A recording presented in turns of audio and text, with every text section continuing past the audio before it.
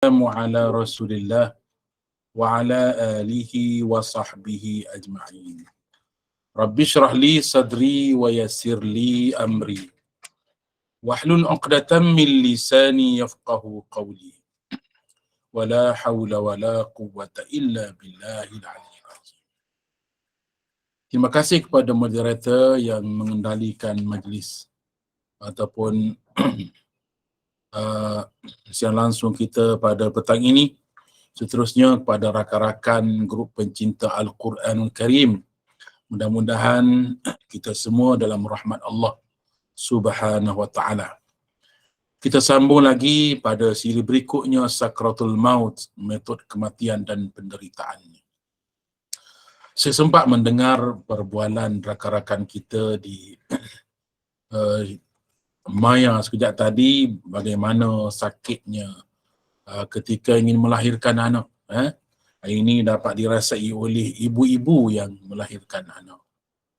Saya ada terbaca satu artikel yang menyatakan bahawa kesakitan ibu yang melahirkan anak itu bagaikan 28 tulang patah serentak. Tak dapat nak gambarkan bagaimana tulang patah serentak sebanyak 28 tulang. Betis patah, paha patah, tangan, lengan, seluruh badan ini patah, retak tulang. Maka begitulah digambarkan kesakitan seorang ibu ingin melahirkan anak. Ketahuilah wahai ibu sekalian, setiap apa yang Allah Ta'ala timpakan kepada hamba-hambanya adalah satu kafarah ataupun penghapusan daripada dosa-dosa. Kalaulah sebesar habuk masuk ke dalam mata pun penghapusan daripada dosa-dosa. Kita terpijak duri pun dihapuskan dosa. Bagaimana pula seorang ibu yang melahirkan anak yang nantinya insan itu akan menjadi anak-anak yang salih dan salihah. Yang mana anak-anak itu nanti akan berkhidmat bakti kepada masyarakat. Maka kesakitan ibu itu sangat berbaloi. Kesakitan ibu walaupun kesakitan sedemikian tetapi merupakan penghapusan daripada dosa-dosa. Ibu yang mati ketika melahirkan anak sebenarnya mati syahid, mendapat darjat tinggi di sisi Allah Subhanahu wa ta'ala. Begitu juga ibu yang melahirkan anak, tiba-tiba anaknya mati, dia bersabar dengan itu, maka tidak ada ganjaran lain melainkan syurga. Khabar gembira Nabi SAW menyatakan bahawa sesiapa yang kematian anak kecil seramai 3 orang, maka ibu bapanya dijamin syurga Allah. Sahabat bertanya, ya Rasulullah, bagaimana dua orang anak yang meninggal? Walaupun 2 orang, jamin syurga. Subhanallah. Itu berita gembira buat ibu-ibu. Maka jangan rasa keperitan, kesakitan itu ditanggung oleh ibu sahaja. Bahkan di sebalik kesakitan dan penderitaan itu adalah penghapusan daripada segala dosa-dosa dan jaminan yang sangat besar di sisi Allah Ta'ala. Baik, berbalik kita kepada tajuk kita pada petang ini, Sakratul Maut. Firman Allah Subhanahu wa Ta'ala, "Waja'at sakratul mauti bil haqq." Datanglah sakratul maut dengan sebenar-benarnya. Surah Qaf ayat 19. Waja'at sakratul mauti bil haqq. Sakratul maut itu akan datang dengan sebenar-benarnya. Bukan main-main, bukan gurau-gurauan. Bahkan kesakitan di kala sakratul maut itu sangat-sangat perit dan sangat-sangat sakit. Dan ia adalah merupakan penyudah kepada kehidupan ini. Bagaimana seorang sakit demam selsema, sakit ini, tapi kalau dia belum mati bukan penyudah lagi. Dia akan terus hidup, akan sambung kehidupannya. Tetapi kematian itu sakit berlapis-lapis, yang pengakhirannya tercabut nyawa. Terkeluar nyawa daripada badan. Waja'at sakratul mauti bil haqq. Dan firman Allah Subhanahu wa ta'ala, walau tara idhiz zalimuna fi ghamaratil maut. alangkah dahsyatnya ketika orang-orang yang zalim berada dalam tekanan-tekanan sakratul maut. Allah Subhanahu wa taala menyatakan bahawa orang-orang yang zalim, walau tara, dan kalaulah kamu melihat wahai Muhammad, kalau kamu tengok bagaimana orang-orang zalim itu, orang-orang kafir itu, fi ghamaratil maut, sangat ngeri mereka dalam keadaan menghadapi sakratul maut yang amat dahsyat. Dan dikatakan kepada mereka, akhriju anfusakum, keluar, cabutlah diri kamu sendiri, keluarkanlah. Bagaimana ruh nak keluar? Tetapi dipaksa keluarkan roh, tak panggil tidak mau keluar. Akhir sekali mereka menyintapnya dengan sentapan yang sangat dahsyat. Maka terburailah, menghemburlah roh itu keluar dan mengeluarkan bau yang sangat busuk, yang dicaci, yang dihina-hina oleh malaikat. La haula wala quwata illa billah. Dan firman Allah Subhanahu wa taala, falaula idza balagatil hulqum wa antum hina idzin tanzurun. Mengapa ketika nyawa sampai di kerongkong? Mengapa apabila nyawa ketika sampai di halqum, wa antum hina idzin tanzurun, dikala itu kamu akan melihat tempat yang kamu nak pergi. Apabila nyawa sudah sampai di halqum, yang kamu baru nak sedar, nak bertaubat kepada Allah Ta'ala, nak insaf, sedangkan kamu di kala itu kamu dah melihat tempat nak pergi. Allah Ta'ala dah tayangkan dah tempat nak pergi dengan nyalaan apinya, dengan julangan api yang sangat dahsyat. Dah nampak dah tempat nak pergi neraka, api yang sangat dahsyat. Barulah meraung-raung, barulah rasa sedar nak bertaubat kepada Allah. Mengapa begitu baru kamu nak bertaubat kepada Allah? Selama ini peringatan demi peringatan datang kepada kamu, kamu tidak mempedulikannya. Kalla iza balagati taraqiya wa qila man raq. Tidak sekali-kali, kata Allah. Iza balagati taraqi, apabila nafas seseorang telah mendesak sampai ke kerongkong. Jangan sekali-kali, kata Allah. Nanti nyawa kamu berada di kerongkong di kala itu. Nafas kamu telah mulai berlapis-lapis. Telah mula mendesak. Dah orang Kelantan kata sekok sebok.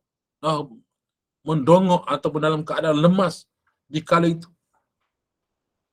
Kalla idza balagati taraqi wa qila man raq, dan dikatakan pada kamu, siapa boleh menolong kamu? Siapa yang boleh menyelamatkan kamu pada hari ini? Ditanyakan. Panggillah sesiapa boleh menyelamatkan kamu daripada Malikil Maut yang telah bersedia untuk mencabut dan menyintak roh kamu. Ini beberapa ayat suci Al-Quranul Karim yang mana Allah Subhanahu wa taala memberitahu betapa saat kematian itu sangat mengerikan. Hadis At-Tirmizi meriwayatkan bahawa Aisyah radhiyallahu anha pernah menyatakan bahawa aku tidak membenci sesudahnya mati pada seseorang untuk selama-lamanya setelah Nabi sallallahu alaihi wasallam. Hadis riwayat Al-Bukhari. Mana setelah Aisyah menyatakan bahawa aku sendiri melihat betapa kepayahan Rasulullah sallallahu alaihi wasallam menghadapi saat kematian itu, maka aku dapat merasai betapa Rasulullah sallallahu alaihi wasallam sulitnya menghadapi kematian di kala itu. Abdullah ibnu Imam Ahmad dalam Az-Zawaiduz Zuhd meriwayatkan hadis dari Sabit bahawa Rasulullah sallallahu alaihi wasallam pernah bersabda, sementara ketika itu baginda sedang berusaha menghadapi sakratul maut, seandainya anak cucu Adam tidak berbuat kecuali hanya untuk ini, menghadapi kematian, pasti dia akan beramal. Maksudnya, Kalaulah manusia tu beramal, dia tahu nak hadapi sakratul maut itu begitu sukar, nescaya manusia akan berlumba-lumba buat amal-amal soleh. Mereka akan solat juga, lepas solat juga. Terus berterusan dalam mendirikan solat. Kalau mereka tahu betapa periknya menghadapi kematian, mereka akan baca Quran juga, berdoa juga pada Allah Ta'ala sungguh-sungguh. Mereka akan bersungguh-sungguh dalam beribadat. Kalaulah mereka tahu betapa periknya menghadapi kematian itu. Luqman Al-Hanafi dan Yusuf Al-Ya'qub mengatakan bahawa kami pernah mendengar Ya'qub alaihissalam ketika datang kepadanya pembawa khabar gembira, ia berkata kepadanya, aku tidak tahu. Aku tidak mendatangimu hari ini melainkan bahawa Allah akan memudahkan sakratul maut bagimu. Ibnu Mas'ud menuturkan bahawa Rasulullah sallallahu alaihi wasallam pernah bersabda, sesungguhnya nyawa seorang mukmin akan keluar sertai cucuran keringat, sedangkan nyawa orang kafir keluar seperti mana? Seperti mengalirnya nafas keldai. Sesungguhnya orang mukmin pasti melakukan kesalahan. Oleh kerana itu, dia akan merasakan kesulitan ketika menghadapi kematian sebagai tebusan bagi kesalahannya.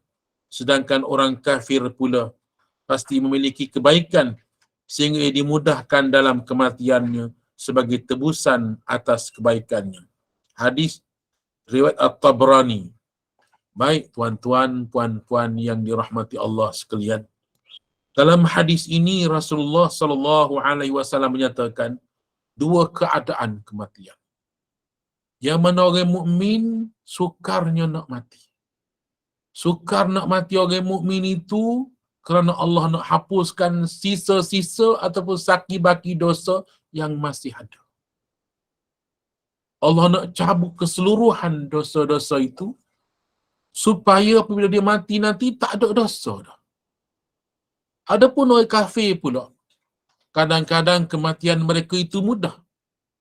Kerana Allah Ta'ala nak beri pembalasan masa atas dunia lagi atas kebaikan yang mereka lakukan. Dan boleh jadi di kalangan orang kafir ni suka dia terlibat dengan NGOs. Terlibat dengan NGO yang mana dia suka tolong mangsa-mangsa banjir, mangsa kebakaran. Dan dia suka bantu orang miskin. Dia suka bantu orang, maka ada kebaikan. Tetapi Allah Ta'ala berikan pada dia masa dunia lagi. Sebab di akhirat nanti dia tak dapat pahala. Maka Allah Ta'ala berikan pada dia kebaikan masa dunia ni. Itu utama, termasuklah masa nak mati dia mudah. Tapi lepas pada mati dia tetap akan diazab oleh Allah Subhanahu Wa Ta'ala atas kekufuran dan keingkarannya. Ad-Dainuri dalam Majalasah menuturkan firman Allah Subhanahu Wa Ta'ala dari Wahib bin Ward, sesungguhnya aku tidak akan mengeluarkan seseorang dari dunia sementara aku ingin menyayanginya sehingga aku menebus setiap kesalahan yang telah dilakukannya dengan rasa sakit pada tubuhnya, musibah bagi keluarganya, kesempitan dalam kehidupannya dan berkurang rezekinya, hingga aku mendapatkan kesalahan seberat biji atom sahaja. Jika masih tersisa satu kesalahan padanya, aku akan menjadikan kesulitan dalam kematiannya sehingga dia menghadapiku seperti keadaannya pada hari dia dilahirkan ibunya. Demi kekuasaanku, aku tidak mengeluarkan seseorang hamba dari dunia sementara aku ingin mengazabnya sampai aku menebus semua kebaikan yang telah diperbuatnya dengan kesihatan dan tubuhnya. Kesihatan pada tubuhnya, keluasan rezekinya, kebahagiaan hidupnya dan keamanan dirinya, hingga aku mendapatkan kebaikannya seberat biji atom sahaja. Jika masih ada satu kebaikan yang tersisa padanya, aku akan mempermudahkan kematiannya sehingga ia menghadapiku seperti pada saat dia dalam keadaan tidak memiliki kebaikan apapun yang dapat dijadikan alat pelindung dirinya dari api neraka. Subhanallah. Begini tuan-tuan uraiannya jelas kepada kita bahawa Allah Subhanahu wa taala jadikan kepayahan demi kepayahan pada orang beriman ini. Terkadang-kadang masalah pada anak-anak kita selalu sakit, demam, masalah dengan jiran, masalah dengan pasangan, masalah dengan kehidupan, kesempitan, rezeki sebagainya ni adalah penghapusan daripada dosa. Percayalah. Allah Subhanahu wa taala tidak menzalimi hamba-hambanya. Kita pegang itu. Wa ma zalamahumullah. Allah Taala tidak pernah menzalimi mereka. Yani Allah Taala tak pernah menzalimi sesiapa. Dan ingat satu lagi pesanan daripada hadis Al-Qudsi. Allah Taala menyatakan la tamutunna illa wa antum husnuz zannu billah. Jangan kamu mati melainkan mati dalam keadaan husnuz zan, bersangka baik dengan Allah. Jangan mati melainkan kamu kena bersangka baik dengan Allah. Bersangka baik sehingga tercabut, terlucuk nyawa bersangka baik dengan Allah. Nescaya Allah Ta'ala akan menghapuskan seluruh dosa-dosa. Misalnya dalam riwayat ini menyatakan bahawa Allah Ta'ala sengaja apabila Allah Ta'ala nak membersihkan seseorang, Allah uji pada harta benda. وَلَنَبْلُوَنَّكُمْ بِشَيْءٍ مِّنَ الْخَوْفِ وَالْجُوعِ وَنَقْصٍ مِّنَ الْأَمْوَالِ وَالْأَنفُسِ وَالثَّمَرَاتِ وَبَشِّرِ الصَّابِرِينَ الَّذِينَ إِذَا أَصَابَتْهُم مُّصِيبَةٌ قالوا إنا لله وإنا إليه راجعون. Sadaqallahu al-azim. Walanabluwannakum, demi sesungguhnya kami akan menguji kamu, kata Allah. Bisyai'im minal khawf, dengan sesuatu rasa takut. Takut kepada musuh, takut pada itu, takut pada ini. Itu adalah bentuk-bentuk ujian Allah. Wal-ju', kelaparan. Rasa lapar, kekurangan hasil-hasil tanaman, hilangnya harta benda kerana kemarau, kerana kematian dan sebagainya. Wa naqsim minal amwali wal anfusi was samarat, dan kekurangan hasil-hasil buah-buahan, kerugian pada perniagaan, semua itu bentuk-bentuk ujian yang Allah Ta'ala timpakan kepada hamba-hambanya. Tapi akhir ayat ini, wa basyiris sabirin, sampaikan berita gembira pada mereka yang bersabar menghadapi semua. Bermakna Allah Ta'ala akan memasukkan mereka ke dalam syurga yang berkekalan buat selama-lamanya. Bermakna orang mukmin walaupun dia susah, walaupun dia tidak sihat, selalu sakit, selalu bermasalah dalam kehidupan dia, tapi dia tetap beriman kepada Allah. Kalaulah masih lagi ada dosa walau sebesar atom saja, Allah dah hapus dosa melalui dengan ujian tadi. Berbagai-bagai ujian dah hapus berbagai-bagai dosa dah. Kalaulah masih tersisa hanya satu sebesar atom saja dosa dia, maka Allah Ta'ala nak hapuskan juga dosa walaupun sebesar atom itu. Dengan cara Allah Ta'ala jadikan kesakitan kepada mati. Bermakna apabila dia menghadapi sakit mati, maka dosa yang tertinggal sebesar atom itu pun terhapus. Bermakna seluruh dosa telah diampunkan oleh Allah. Maka apabila dia mati, dia akan dimasukkan ke dalam syurga Allah. Sebaliknya, orang-orang yang kafir, orang-orang ingkar kufur kepada Allah, Allah Subhanahu wa Ta'ala berikan kesenangan pada dia. Kesenangan hidup dia, kesenangan demi kesenangan, kemewahan. Sebab itu kita orang beriman jangan rasa kecil hati kalau melihat orang kafir itu kaya raya, hidup mewah. Kenderaan mereka, rumah mereka, aset mereka, bilion-bilion. Jangan orang beriman tak usah rasa kagum dengan mereka. Itu pemberian Allah Ta'ala kepada mereka hanya sebentar sahaja. Allah dah beritahu dalam hadis. Nabi beritahu bahawa kalaulah Allah ambil kira menilai dunia ini walaupun seberat timbangan sayap nyamuk sahaja, nescaya tidak akan diberi pada orang kafir walaupun setitis air. Kalau ada nilai di sisi Allah Ta'ala hidup dunia ni, kalau Allah Ta'ala ambil kira, nescaya Allah Ta'ala tak akan izinkan walaupun setitis air melalui kerongkong orang-orang kafir itu. Tetapi oleh kerana dunia ni tidak ada nilainya, Allah Ta'ala tidak mengambil kira dunia ini pada sisi Allah Ta'ala. Nilai yang akhirat itu lebih besar pada sisi Allah Ta'ala. Maka kehidupan dunia Allah Ta'ala bagi pada kafir. Kemewahannya, kesenangannya, begini-begini. Hingga kan kalau masih lagi ada kebaikan dia yang masih tinggal, walaupun sebesar atom kebaikan dia masih tinggal, Allah Ta'ala hapuskan, maknanya bayar cash semua kebaikan dia buat masa dunia ni, maka Allah Ta'ala permudahkan dia mati. Permudahkan mati. Yang perlu kata, kenapa untuk kafir tapi mudahnya mati? Sebenarnya Allah Ta'ala nak hapuskan, nak bayar terus dengan dipermudahkan kematian itu dengan kebaikan yang dia masih ada masa dunia. Sebab dia tak ada pahala baginya. Allah bayar, berikan kemudahan. Allah Subhanahu Wa Ta'ala berikan mudahnya, lapang rezekinya, kesenangan hidupnya. Maka bila dia mati, tak ada dah kebaikan dia, tak ada dah pahala, tak ada dah kebaikan dia. Semuanya telah terhapus. Maka dia berhaklah dihumbankan ke dalam api neraka Allah Subhanahu Wa Ta'ala.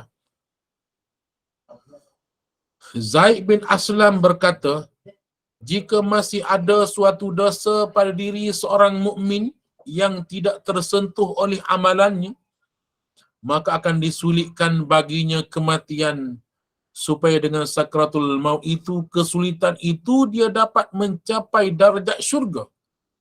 Sesungguhnya orang kafir jika telah berbuat baik di dunia, maka akan dimudahkan kematiannya untuk menebus pahala kebaikannya di dunia dan seterusnya berjalan menuju ke neraka. Aisyah radhiyallahu anha berkata bahawa Rasulullah sallallahu alaihi wasallam bersabda, sesungguhnya seorang mukmin akan diberi ganjaran atas segala sesuatu sehinggakan penderitaan ketika menghadapi kematian. Hadis riwayat Ibnu Majah. Baik, itulah tuan-tuan sidang hadirin hadirat ini rahmati Allah Ta'ala. Sebenarnya Allah Ta'ala ingin berikan kebaikan. Allah Ta'ala sediakan tempat tinggal yang sangat-sangat indah di hari kiamat. Saya selalu buat contoh beginilah. Pakaian kita yang kotor. Pakaian kita yang kotor ini, yang terkena kekotoran, ada yang kekotoran itu hilang dengan mudah saja. Sekali disiram air, dah tanggal kekotoran itu. Ada juga kekotoran yang tak hilang dengan disirami air. Kita kena sentap, kita kena gosok dia dengan sabun, hilanglah. Tapi ada juga kotoran yang tak boleh hilang dengan sabun. Dia kena pakai alat pencuci seperti klorok dan sebagainya. Kena sentap, kena rendam dengan pencuci yang berkuasa tinggi. Maka begitulah juga dosa kita ini. Ada dosa yang gugur dengan kita berwudu. Ada dosa gugur dengan kita baca Quran, kita solat, kita berjalan ke masjid. Dosa-dosa kecil seperti ini gugur jika kita buat amal-amal saleh. Maka ada juga dosa yang dia tak gugur dengan kita buat amalan saleh seperti itu. Kita kena bertaubat kepada Allah. Taubat nasuha. Taubat sungguh-sungguh yang kita berjanji dengan Allah Ta'ala tak mahu buat dah. Dan kita menyesali apa yang berlaku dan kita tinggal segala kejahatan. Taubat nasuha. Subhanallah. Ada juga dosa yang perlu dihukum masa dunia. Perlu dihukum. Dengan bertaubat tak boleh, tapi dia kena hukuman. Misalnya dia bunuh orang, maka pembalasannya kena hukum bunuh juga dan sebagainya. Subhanallah. Maka begitulah kehidupan. Kalau kita lihat baju pakaian kita, sukar nak cucikan dia. Ibu-ibu kan ambil kain yang kotor itu, buat dalam mesin. Masukkan dalam mesin, masukkan air, masukkan sabun. Tutup mesin itu, tutup. Kemudian masukkan air, kemudian putar beberapa jam, beberapa minit, 45 minit. Apa yang mesin tu buat? Dia putar, dia keringkan, dia masukkan air, dia putar. Ada dahulu orang yang viral, seorang tu dia masukkan kucing dalam mesin basuh. Yang dia biarkan kucing itu diputar dalam mesin, mati kucing itu. Kalau kita pun masuk dalam mesin basuh itu, kita akan mati. Nak beritahu bahawa proses nak mencuci pakaian pun begitu dahsyat. Nak bersihkan pakaian, kotoran yang terkena pada pakaian pun begitu dahsyat. Dikeringkan, diputar, di sabun. Maka nak hapuskan dosa kita pun, kalau kita terasa sakit pun, itu lumrah nak hapuskan dosa. Kalau kita terasa perit dalam kehidupan pun, itu memangnya nak hapuskan dosa-dosa kita ni. Bukan senang. Nak buat dosa senang, nak hapus itu susah. Tuan-tuan muslimin, muslimah ini rahmati Allah. Kalau begitu kita kena redalah dengan ketentuan Allah Ta'ala. Kerana Allah Ta'ala maha mengetahui. Allah maha mengetahui apa yang ada dalam dada kita. Apa yang tersimpan, tersirat dalam pemikiran kita, dalam hati kita. Allah Ta'ala maha mengetahui. Maka Allah nak membersihkan jiwa kita. Maka Allah Ta'ala ujikan kita dengan sedikit kepayahan dan kesusahan dalam kehidupan. Lebih-lebih lagi saat terakhir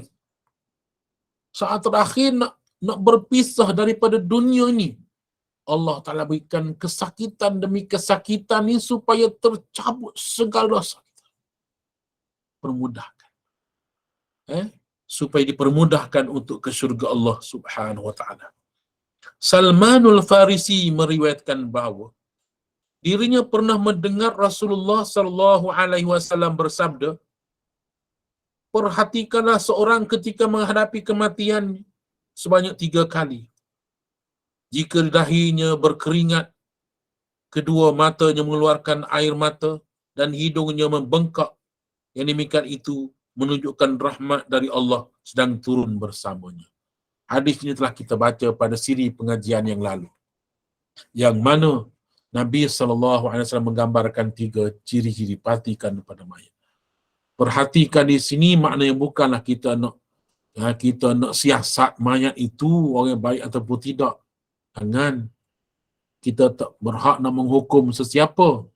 Tetapi dikala ahli keluarga kita nak meninggal dunia, lihatlah ciri-ciri ini. Sama sekali keluar air mata kot tepi ni mengalir kot ni. Saat dia terbaring tu keluar air mata, itu petanda baik. Dia mendapat rahmat daripada Allah.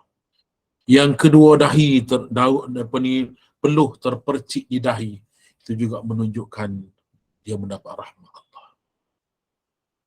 Yang ketiga ialah hidung kembang-kembang. Itu juga menunjukkan bahawa dapat rahmat Allah. Tapi kalau keluar suara seperti keldai ataupun lembu disembelih yang kita ceritakan semalam, itu menunjukkan dia menghadapi sakrat yang sangat dahsyat. Maka Nabi kata, kalau kamu dapat tanda yang menggerunkan itu, yang mana mukanya pucat, yang mana suara mengeluarkan suara yang menakutkan, kamu doakan dia. Baca surah Yasin, ajarkan la ilaha illallah padanya, baca surah Ar-Ra'd umpamanya, dan doakan padanya supaya Allah permudahkan menghadapi sakaratul maut, sebab dia berada dalam keadaan yang sukar di kala itu. Tuan-tuan yang saya kasihi sekalian, Sa'id bin Mansur dalam Sunan Al-Marwazi Al-Janaiz menuturkan bahawa Ibnu Mas'ud mengatakan sesungguhnya seorang mukmin akan tetap memiliki kesalahan Antara kesalahan-kesalahan yang pernah dilakukannya akan ditebus ketika kematian menjemputnya. Oleh kerana itu, saat kematiannya, dahinya mengeluarkan keringat. Ya. Ketika berpeluh tu, saat berpeluh itu, dahi itu, saat dia menghadapi kesukaran. Allah nak hapuskan dosa dia, maka dengan kesukaran itu, dan memang terpaksa, dah kena sakit mati ni. Kullu nafsin za'iqatul maut. Setiap yang bernafas, yang bernyawa, pasti akan merasai mati. Za'iqatu ni merasai mati. Rasa setiap orang akan merasainya. Saya akan merasai kematian. Tuan-tuan, puan-puan akan merasai kematian bila sampai saatnya. Wa antum hina idzin tanzurun. Di kala itu, kita dah mandang tempat kita nak pergi dah. Orang lain pun melihat saya tak boleh buat apa dah. Doktor yang ada tak dapat buat apa dah. Kadang-kadang dah dicabut dah wire-wire, dah dicabut, dah dibuang dah daripada hidung, daripada kerongko, dah dicabut semua wire. Kadang-kadang alat bantu pernafasan pun akan ditanggalkan sikit lagi. Kerana tak ada harapan untuk semua. Itulah dia saat perpisahan daripada alam ini. Dalam Syu'abul Iman oleh Al-Baihaqi, Imam Al-Baihaqi meriwayatkan bahawa Alqamah ibn Qais menuturkan bahawa dirinya pernah mendatangi anak saudara yang telah meninggal. Dia lalu mengusap dahinya, tiba-tiba dahinya itu mengeluarkan keringat lagi. Dia pun mengucapkan Allahu Akbar. Ibn Mas'ud menuturkan bahawa Nabi SAW pernah bersabda, kematian seorang mukmin itu disertai dengan keluarnya keringat di dahi. Seorang mukmin pasti mempunyai dosa yang akan ditebus di dunia, sementara sisanya akan ditebus dengan kepayahannya pada saat kematian menjemputnya. Subhanallah, la hawla wa la quwwata illa billah. Tuan-tuan muslimin, muslimat yang dirahmati Allah sekalian. Sebagian ulama menyatakan bahawa keluarnya keringat dari dahi mayat ataupun si mati adalah kerana rasa malu atas kemaksiatannya kepada Tuhan. Sebab tubuh bahagian bawah telah mati, sementara kekuatan hidup yang masih tersisa hanya pada tubuh bahagian atas, dan rasa malu itu berada pada kedua belah mata. Sedangkan orang kafir buta terhadap semua itu, kan dia disibukkan oleh azab yang dialami. Ini pandangan ulama menyatakan, kenapa keluar peluh? Ada menyatakan orang mukmin dia malu nak berhadapan dengan Allah Taala. Dia malu. Kita akan diberi peluang, kita akan teringat apa yang kita buat masa hidup. Akan ditayangkan, akan dipaparkan pada kita dosa-dosa telah kita lakukan selama ini. Kita lihat kesalahan itu, kesalahan ini. Maka kita berasa malu nak bertemu dengan Allah Ta'ala. Kita berasa takut pun ada, rasa malu pun ada, rasa gerun, berbagai-bagai mari perasaan itulah menyebabkan terperciknya peluh pada dahi. Tuan-tuan yang saya kasihi sekalian, itulah dia saat yang kita akan tinggalkan dunia ini. Kalau boleh nak pegang sekuat-kuatnya, nak pegang kepada katil, tak mahu meninggalkan, tak mahu tinggalkan. Sebab itulah Nabi SAW mengarahkan kita supaya selalu tinggalkan rumah. Pergi ke masjid, bangun tidur, waktu subuh, pergilah ke masjid. Bukan selama-lama berada di masjid, pulanglah ke rumah pula. Pergi bekerja, kemudian zuhur datang pula ke masjid. Pergi sambung kerja, asar datang pula ke masjid. Yang mana lazim kita keluar daripada rumah ke rumah Allah Ta'ala. Dan mudah-mudahan nanti kita akan keluar daripada rumah kita, tak akan pulang lagi ke rumah kita. Kita akan terus berada di sisi Allah Subhanahu Wa Ta'ala. Bagaimana jika seorang tak pernah ke rumah Allah? Tak pernah ke rumah Allah. Subuh tak pernah ke rumah Allah, zuhur tak pernah ke rumah Allah, asar tak pernah ke rumah Allah, maghrib isyak sama lagi. apatah lagi sibuk dengan keluar makan minum di kala itu bersama keluarga. Alangkah tergamaknya manusia. Alangkah tergamaknya manusia, dia mengunyah makanan, menelan makanan sedangkan azan sedang dikumandangkan. Azan maghrib dikumandangkan, dia sedang menghadap hidangan makanan. Tak adakah masa lain untuk kita bawa ahli keluarga kita makan? Kita boleh cari masa yang sesuai, jangan waktu maghrib. Itulah terkadang-kadang orang yang tak selalu mengikut perintah Allah Ta'ala, dia sukar nak keluar daripada roh, sukar nak keluar daripada jasadnya. Kerana dia tak pernah keluar daripada rumah ke masjid. Dia berasa takut nak keluar menemui Allah Ta'ala di hari kiamat. Subhanallah wa la hawla wa la quwata illa billah. Maka dia kata orang beriman berasa malu untuk bertemu dengan Allah Ta'ala kerana dia tahu dia ada silap, salah dan silap. Tapi ketahuilah, Allah Ta'ala Maha Pengampun lagi Maha Penyayang. Jabir ibn Abdullah menuturkan bahawa Nabi SAW pernah bersabda, berbicaralah mengenai Bani Israel kerana pada diri mereka terdapat berbagai keanehan.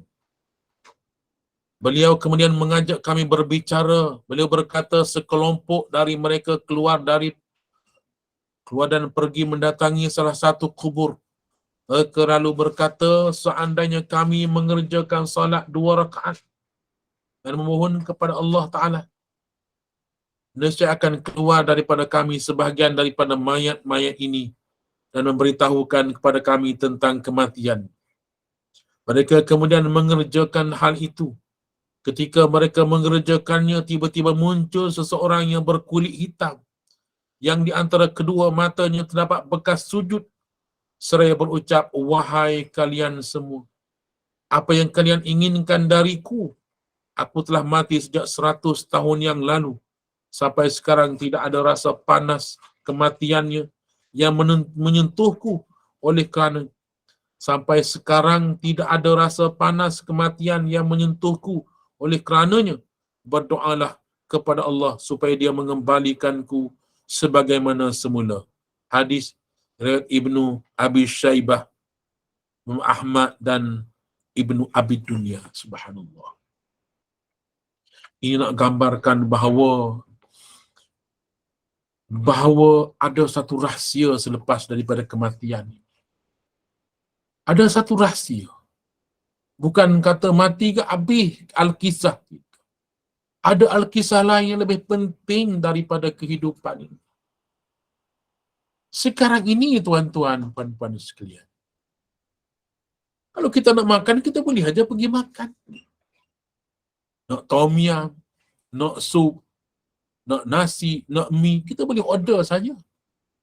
Allah bagi pilihan kita bergerak ke sana kemari, nak duduk, nak baring, nak berjalan, nak melancong. Allah bagi pilihan.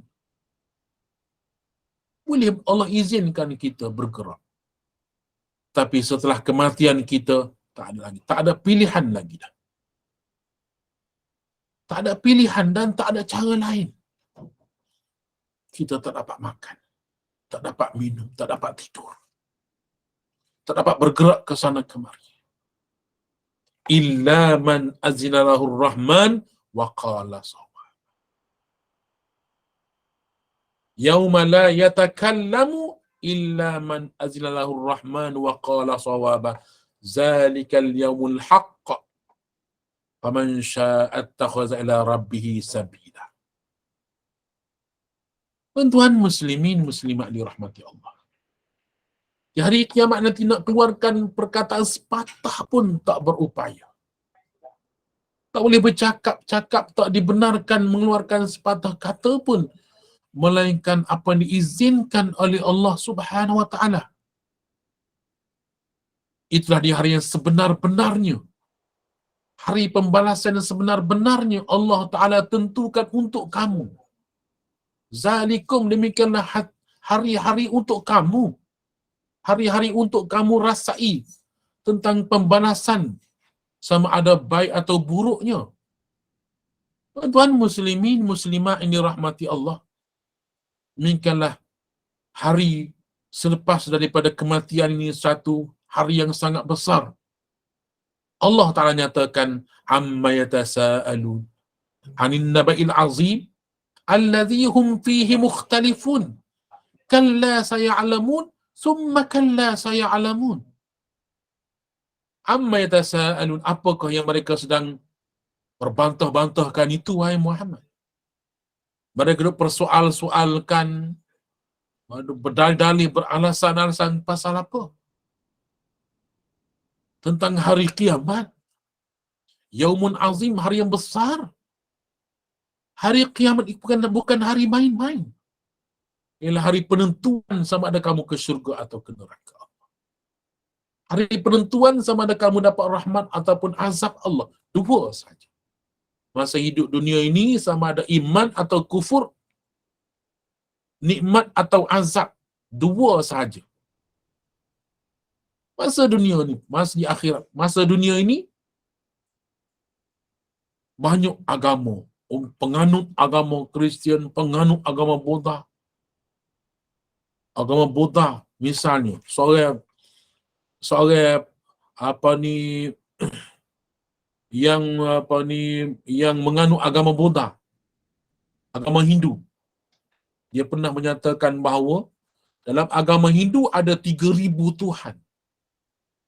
3,000 Tuhan. Mereka percaya ada 3,000 Tuhan. Bahkan di kalangan mereka menyatakan bahawa kemaluan pun Tuhan. Karena kemaluan dapat melahirkan anak. Maka kemaluan pun Tuhan. Mereka sembah kemaluan. Yang menganggap monyet kera itu sebagai Tuhan. Lembu sebagai Tuhan. Segala-galanya manusia ini sungguh tersesat daripada jalan Allah.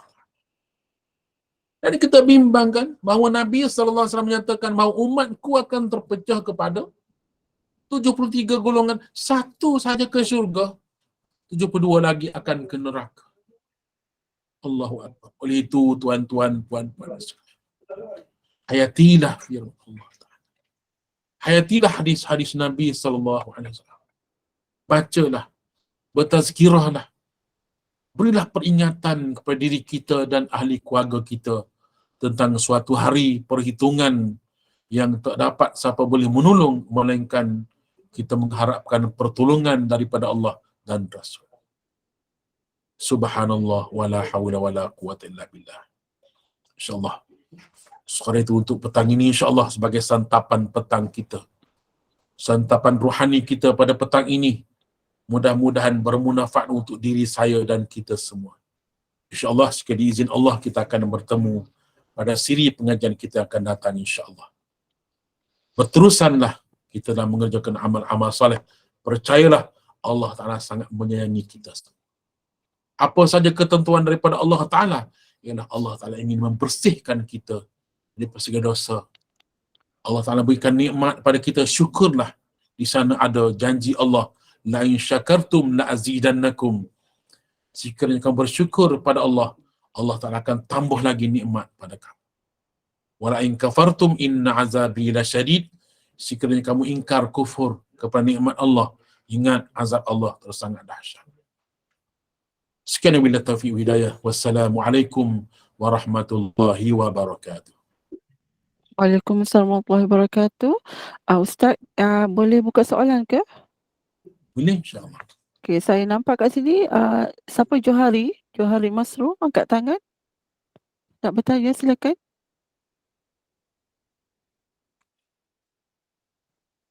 Ke salah tekan?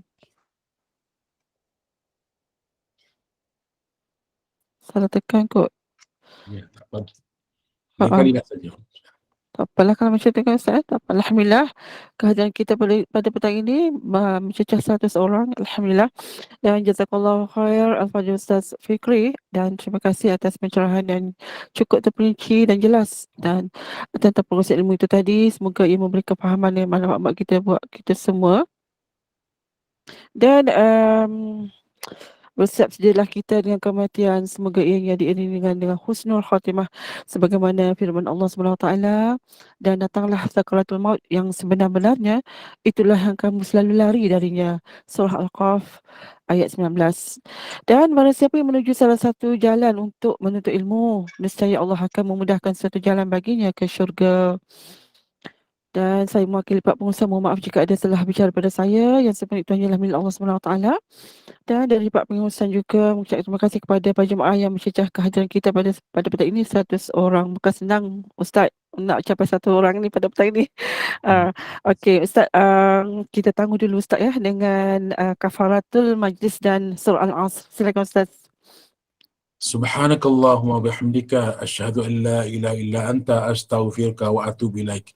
Allahumma ja'al jam'ana hadza jam'an marhuma wa tafarruqana min ba'dihi tafarruqan ma'suma.